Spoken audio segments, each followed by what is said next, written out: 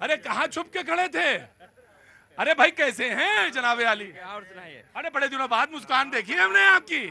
अरे हाय, कहाँ के रुके भाई, कहाँ के रहने वाले हैं? अयोध्या। अयोध्या। मैं कह रहा हूं ये 100 मिलियन है या कहिए 100 मिलियन या जितना भी आप जानते हो, मुझे तो जीरो गिनने नहीं आते, ये वाली मुस्कुरान है। ये आपको बधाई हो जी। जलाओ दिए पर रहे ध्यान इतना। जलाओ दिए, नीरज जी की पंक्तियां हैं। हाँ, पंक्तियां हैं। हाँ। मेरा कहने का मतलब है जलाओ दिए पर रहे ध्यान इतना, हाँ, लेकिन अंधेरा। हाँ रहे वो तो बात की बात है, हाँ, ठीक है। हाँ। लेकिन जो है ये उत्सव के अंदर हाँ। 554 सांसद जीत के गए लोकसभा में। अब उनको एक मुद्दे पे काम करना चाहिए। अगर भारत को सुपर अरे भाई ठीक है, वो नंबर पे छोड़ दीजिए आप, वो तो मुझे मालूम था 5 3 4। हाँ जी, भारत को विकसित बनाना है, क्या बात तो है? सिर्फ जो है शिक्षा और रोजगार पे सब 554 आदमी मिल के काम करें। जोरदार ताली बजाइए। 554 आदमी मिल के काम करें। क्या बात हमें है? देश को सुपर पावर बनाना है। क्या बात है? भारत माता की, भारत माता की। क्या बात है? अरे ये है आई गजब।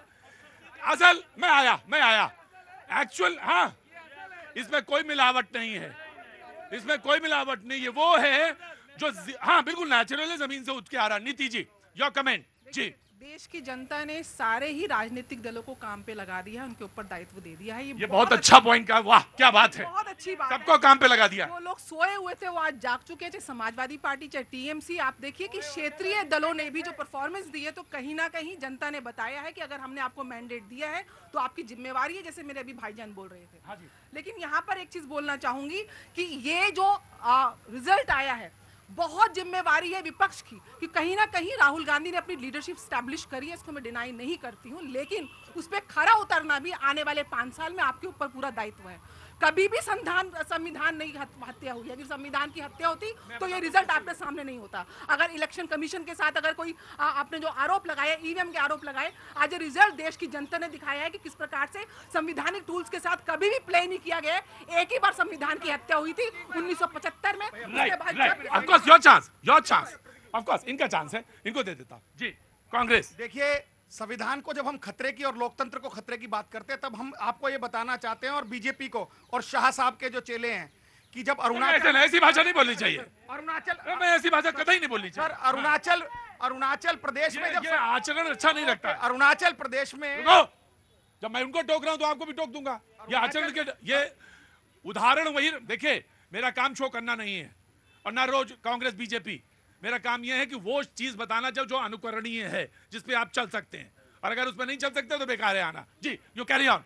अरुणाचल प्रदेश में जब देश की जनता ने वहां सरकार बनाई कांग्रेस की, तो भारतीय जनता पार्टी ने तोड़ी। मध्य प्रदेश में जब सरकार बनाई तो पैसे ले देकर पूर्ण बहुमत की सरकार उन्होंने तोड़ी। महाराष्ट्र में 2 पार्टियों आपस में लड़वाकर आपस में तोड़ दी, उनके चुनाव चिन्ह ले लिए और वहां पर सरकार गिरा दी। गोवा में सरकार गिरा दी। इसीलिए हम कहते हैं कि लोकतंत्र और संविधान को खतरा है, और इसी को बचाने के लिए पूरे देश की जनता ने मैंडेट दिया है। और आप देखिएगा कल या परसों में जब देश में इंडिया गठबंधन का प्रधानमंत्री शपथ लेगा, और आपको बता दूं, मोदी जी जितना मर्जी चाह लें, इस बार वो तीसरी बार प्रधानमंत्री नहीं बन पाएंगे। ठीक, इनको इंदिरा जी की याद दिलाएंगे क्या? नहीं प्रतीक जी, मैं इनको आज वर्तमान में ही बात करूंगा। मैं अच्छा। उतना पीछे नहीं जाऊंगा। अच्छा, जब सरकारें गिराई गई। अरे भाई, आपने बात की मध्य प्रदेश की। मध्य प्रदेश में अभी किसकी सरकार है? जो दूसरा जो आप बात करते हैं कि जो जिस तरह का इनका जो मूव है, आज आपके जो कितने नंबर्स हैं आज आपके जो है, और मध्य प्रदेश में अगर सरकार उन्होंने गिराई तो क्या दोबारा वो चुन के आ सकते थे? आज उनकी जो है 2/3 बहुमत की सरकार है जो। तो आपको कुछ भी कहने से संविधान में अगर खतरा में तब मानता, हत्या तब मानता। आज जिन 3 राज्यों में अगर सरकारें हैं, दीजिए इस्तीफा, लड़िए चुनाव। और नहीं है पे हिम्मत। और 2014 के बाद से लेके 2014 से बाद के लेके एक भी राज्य में कांग्रेस की सरकार की पुनरावृत्ति नहीं हुई है। ये आपका चरित्र। आपने क्या प्रॉमिस तो कर दिया। और एक बात मैं आ रहा एक बात मैं समाजवादी को दूंगा। एक बात मैं और कहना चाहूंगा कि उड़ीसा में सरकार बनाना आसान नहीं था बीजेपी के लिए। ये आसान काम नहीं था। बीजू जनता दल और जिस तरह से वो हैं, और वो सर्वमान्य नेता, लेकिन वहां पे वो आए और आंध्रा में एनडीए बिल्कुल कहां पहुंच गए थे? तेलुगु देशम पार्टी।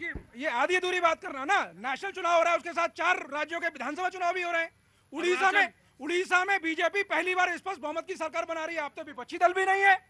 एनडीए जो है आंध्र में स्पष्ट बहुमत की सरकार बना रहा है, आप तो वहां विपक्षी दल भी नहीं है। और अरुणाचल में जाहिर सी बात है कि आप वेरी कमेंट मैं आया देखिए, मैं सबसे ज्यादा तो अपने पार्टी के कार्यकर्ताओं को धन्यवाद इसलिए देना चाहता हूं। तुम तो एक काम करो, लड्डू मंगवाओ, मैं यहीं आया